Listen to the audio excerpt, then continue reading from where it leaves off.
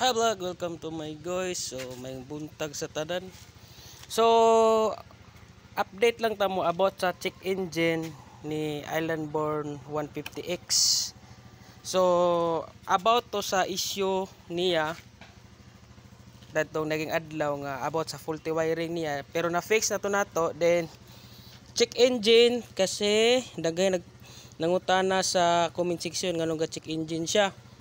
So yes, nag-check engine to siya kay tungod ato nga issue faulty wiring, then na fix naman nato. So patan-awon ta mo kung check engine gyapon siya. So natural mo siga ang check engine guys kung i-on na to ang key. Pero kung i-start na to nga mag-check engine gyapon siya, diha na mo mabalaka. Pero kung why check engine nga nag-start siya, nagdagan iyang makina, so good sana. So i-start na to. So muna nawala ang check engine, so it means so okay na si Islandborn 150X, na fix na to yung issue sa faulty wiring dito sa relay niya. Okay na, so wala na check engine. Yan. So tip lang po di ay sa mga new owner o mukuha pa o claim, guys, ayaw nyo palabi o kuan padaka ang play sa clutch ninyo. So kanang giset sa company nga kuan standard kana okay ra na siya, ay na niyo adjust kay gahapon gi-adjustan ako ni gi maximum na ko iyang play. So ana gikan dire padong dara iyang kuan, so sa ta laom iyang clutch kaysa standard inanira man kana raw mabawra kayo mabawra. So ana ra iyang play o mani siya, so kani siya play na diri na ni, so nana siya kuan. So ang play niya standard nana lang.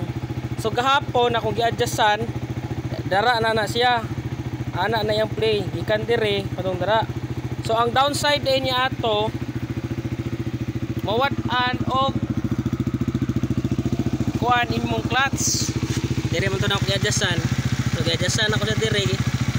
Ang downside din niya ato guys mawat-an og kare tawag ana dili kayo mo pilit imong clutch. Mo nang natingala kung anong nawala yang kusog. So nagwonder ko kanira man akong gi-adjustan. So karon gibalik na ko siya o kuan sa standard. So par ni balik po diyang kusog. So mo to siya, ay ninyo palabi og saka ni or kanang lawom bitaw kayo kuan ang kuan, dapat standard dagit siya ana lang. Kay mawala yang kuan dito guys, murag di siya pilit ba. Kada power gear na ko, power shift, di siya mupaak dayon, na ay delay. So ako na lang siya gibalik sa standard. So par ni balik pud yang kusog, pilit na pud siya.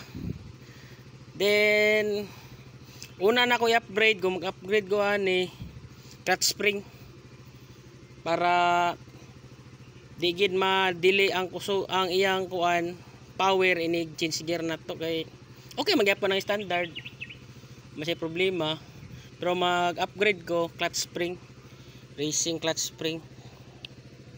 So mura to siya.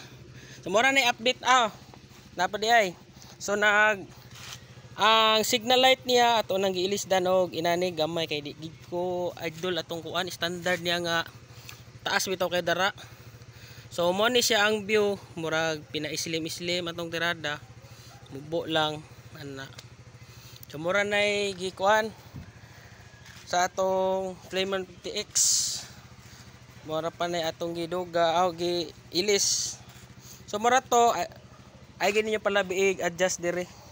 Then check engine na to, okay na, goods na, fix na.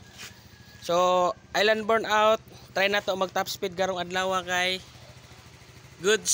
So abang lang sa update na to sa page. Salamat.